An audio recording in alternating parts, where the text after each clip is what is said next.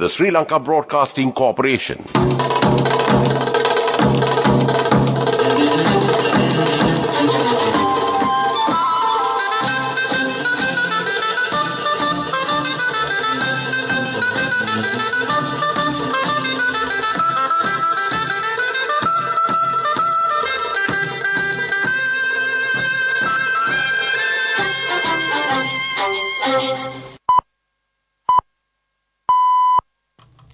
(6:15).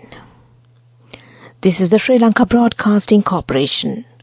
The news, edited by Dilini Gunadana, assisted by Sanjay, and read by Geethanjali Ramanayaka. The headlines.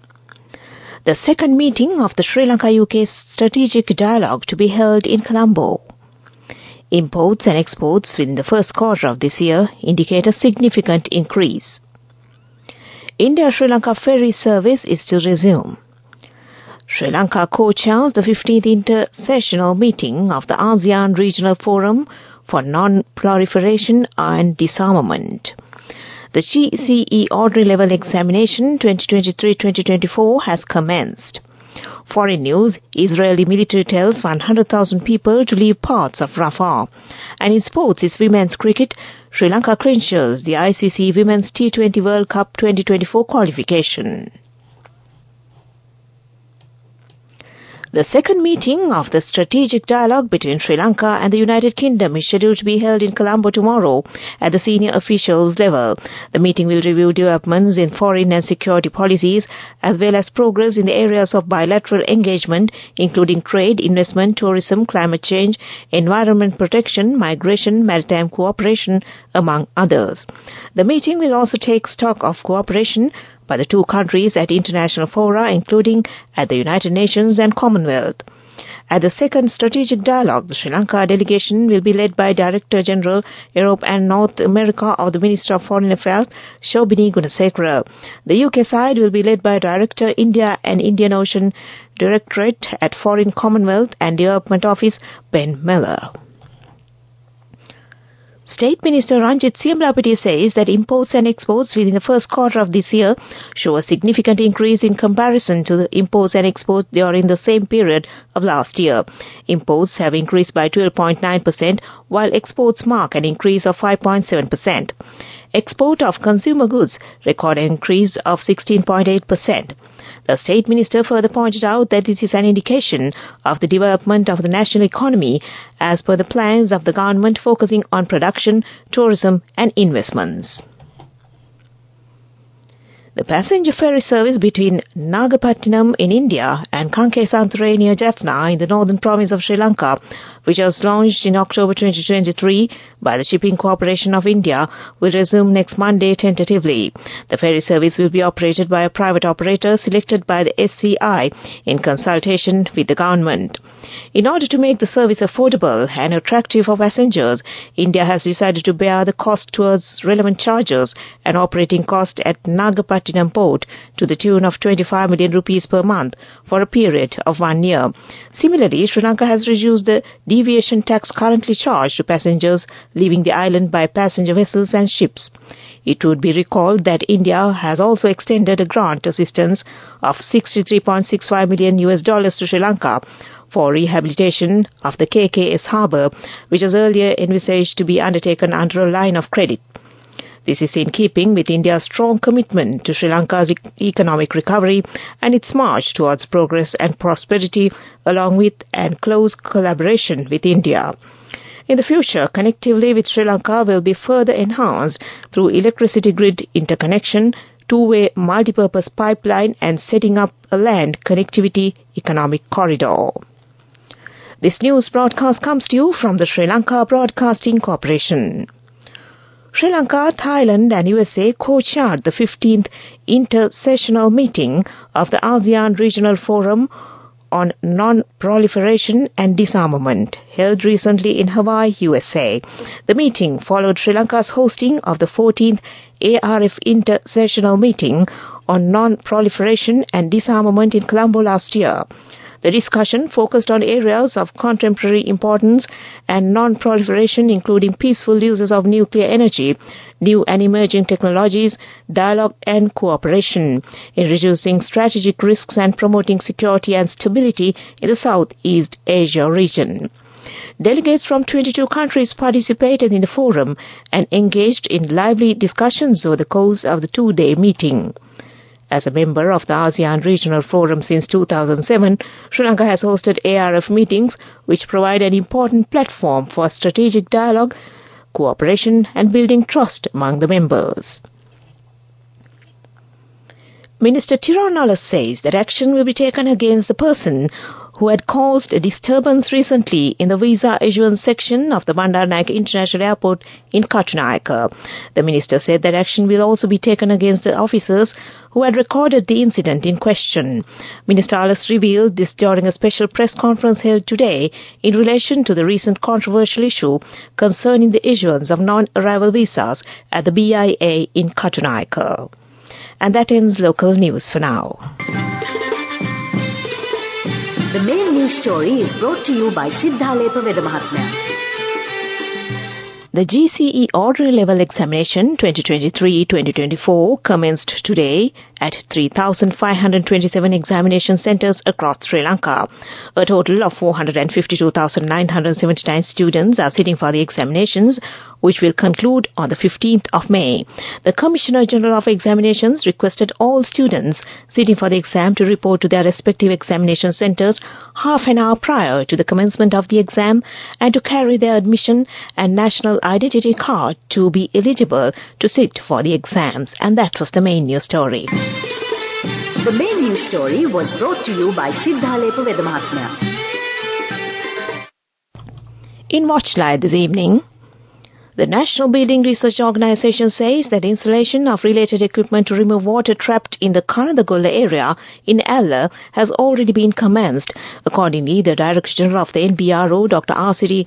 Karunawardana, said that it will take about 10 days to complete this work. He also said that all the necessary measures have been taken to ensure the stability of the land to release the water in the landslide-prone area. The Director General further said that if the current landslide situation develops further, it may also pose a risk to the Alla-Vallavaya main road, and therefore priority will be given to safeguard it. He also mentioned that technical engineers, geologists, environmental experts and others had visited the area and conducted surveys and analyzed aerial photographs and maps, while it was found that this area was previously a landslide-prone area which was reactivated due to the heavy rainfall, and that came to you in Watchlight. And now moving on to world news, the headlines first. Israeli military tells 100,000 people to leave parts of Rafah. Russia announces nuclear weapon drill after provocative Western threats. And NASA is to fly a new craft to space station. The Israeli military says it's encouraging people in the southern Gaza city of Rafah to move towards an expanded humanitarian zone. It comes ahead of an expected offensive on the city where more than 1.4 million people are sheltering. The Israeli Defense Force says it's a limited scope operation and not a wide-scale evacuation of eastern Rafah, which will affect 100,000 people.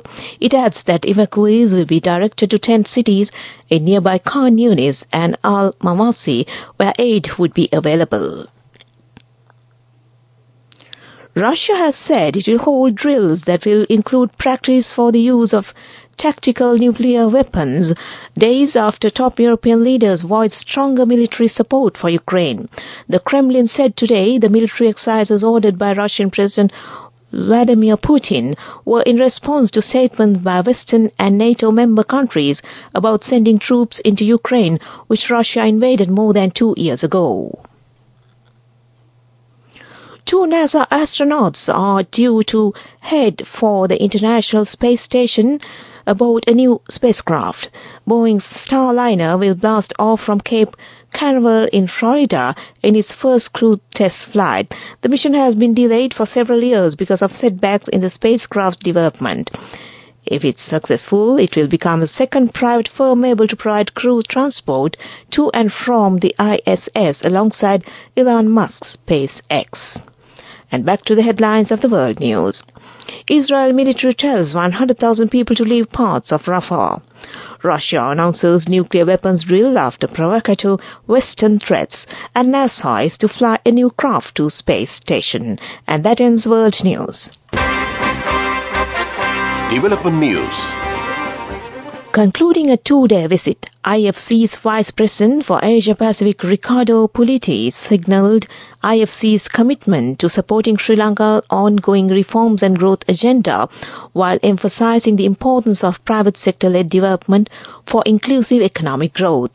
The visit served as an opportunity for Pulitti to engage with key stakeholders, including meeting President Ranil Wickremesinghe, Minister Kanchana Wijesekara, Governor of the Central Bank Dr. Nandalal Weerasinghe, private sector representatives and development partners. And that was Development News.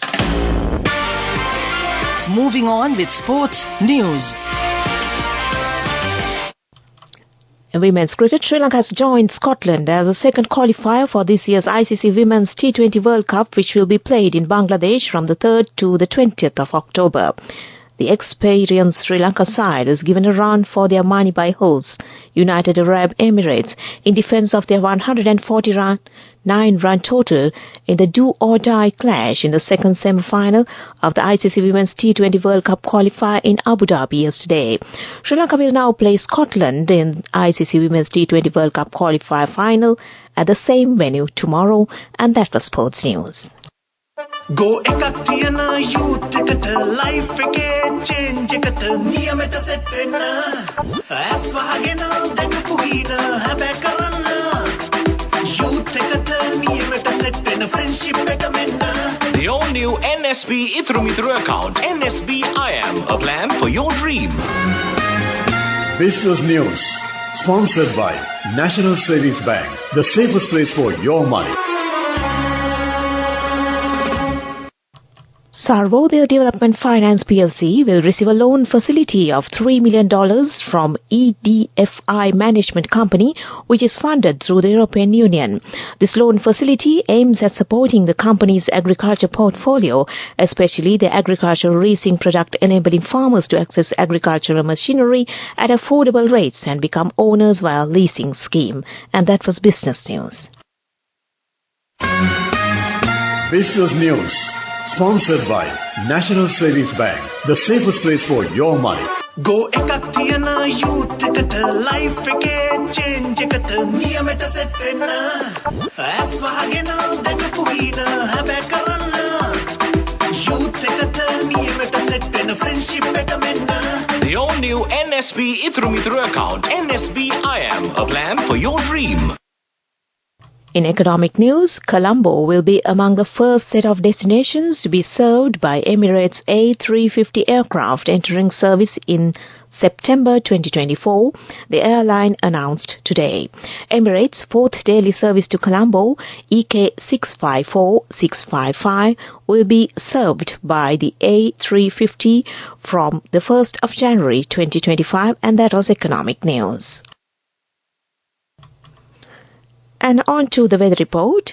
An enhancement of showery condition over most parts of the island is expected during the next few days.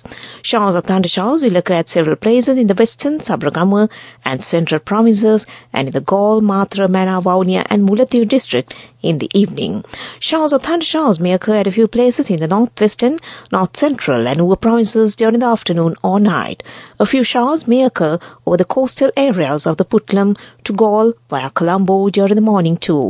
Fairly heavy showers, about 50 millimeters, are likely at some places in the western and Sabaragamuwa provinces and in the Galle and Matra districts. Misty conditions can be expected at some places in the central and Sabaragamuwa provinces during the morning. That was the weather report, and prior to concluding, the headlines once again. The second meeting of the Sri Lanka-UK Strategic Dialogue to be held in Colombo. Imports and exports within the first quarter of this year indicate a significant increase. India-Sri Lanka ferry service is to resume. Sri Lanka co-chairs the 15th inter-sessional meeting of the ASEAN Regional Forum on Non-Proliferation and Disarmament. The DCE Ordinary Level Examination 2023-2024 is commenced. Foreign news: Israeli military tells 100,000 people to leave parts of Rafah. And in sports, it's women's cricket. Sri Lanka clinches ICC Women's T20 World Cup 2024 qualification.